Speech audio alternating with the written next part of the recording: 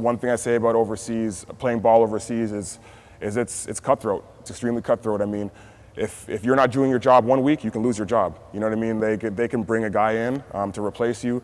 They can bring a guy in to replace you without even telling you. So you definitely have to always be on your A game. You have to always be professional. You have to take care of your body. A lot of that stuff is on your own. You know, I feel very fortunate to be in my 6th season. You know, I know a lot of guys, you know, don't make it that far in their pro careers. So, you know, I hope to do it as long as I can, as long as possible.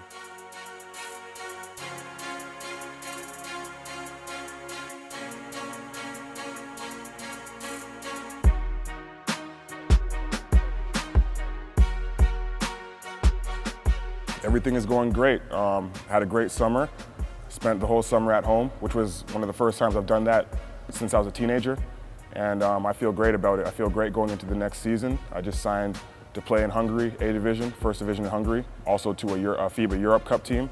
So I'm really excited about the opportunity. Last season I had a pro contract in Finland. It was you know, my first time out there, out in that region of Europe, and I enjoyed it. You know, I enjoyed the people, I enjoyed my team, I enjoyed my teammates. I led my team in rebounding, scoring. You know, I was one of the tops in the leagues in rebounding and scoring for most of the season. I feel like it made a better name for myself in Europe. You know, previously I played in other regions of the world, but I feel like this really stamped my name in Europe as a guy who can play at an elite level. There's many various challenges. I mean, I feel like it takes probably a greater level of professionalism to play in a foreign country, away from home, away from your comfort level, than it does to play in a familiar environment. Not saying that you don't have to be professional to play in the NBA. Obviously, those guys are extremely professional to keep their jobs. But I think to be able to make that adjustment to a different culture, to a different lifestyle, to be able to adapt thousands of kilometers, thousands of miles away from where you live, I think it takes like another level of professionalism. And you may have a coach that doesn't even speak English, you know what I mean? So you have a translator talking to you the whole time about what your coach is saying. So there could be a lot of frustrations about that. Like pros, they all go hard. You know, most of them, that's why they got there, especially pros that are vets. They're not just young pros, they all work. But Ryan really has attention to detail, he focuses. And a lot of guys are willing to listen too, but it's just, all it takes is one time. Ryan's one take. You know, I tell him one time, he makes the adjustment, we move on. Ryan's a great student of the game, he's hungry, and he knows what he has to do.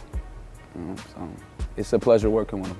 What I'm known for is my explosiveness in the paint. I'm known for my ability to face up bigger guys and use my speed and quickness to get around them and finish over them, and also back down weaker guys and smaller guys and finish over them. What I'm trying to add into this next season is extending my range out, being able to pop after a pick, being able to trail the play and hit an open jumper, you know, being a better ball handler, being able to put the ball on the floor a little bit more, being a better passer.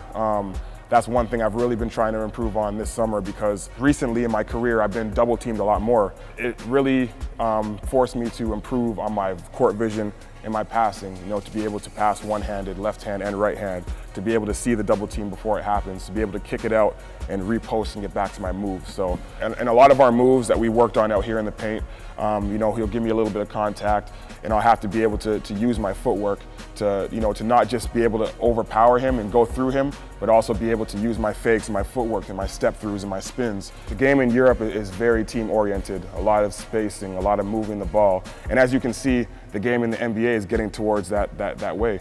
If you look at teams like Golden State, San Antonio, they play like EuroLeague teams. They got big guys playing pick and roll. As soon as you help on the roll, they're kicking it out to another guy shooting a three. A team like San Antonio, one of the most dominant teams of our era, plays exactly like a EuroLeague team. So for these young guys, I would say study those teams. You know, study the San Antonio Spurs, study the Golden State Warriors, study what they're doing, study how they move the ball. You know, every time I'm back home at these tournaments in Toronto, a lot of people are always, you know, just, you know, giving me my props and coming over and talking to me and, you know, commenting on how my career has been going so far and, you know, asking me questions. So I just want to say I really appreciate it, and it really makes me feel at home whenever I come back and I get that kind of love. So, you know, thank you Canada, thank you Toronto, thank you Saga, thank you, you know, everybody, you know, all the Canadian people out there who support me.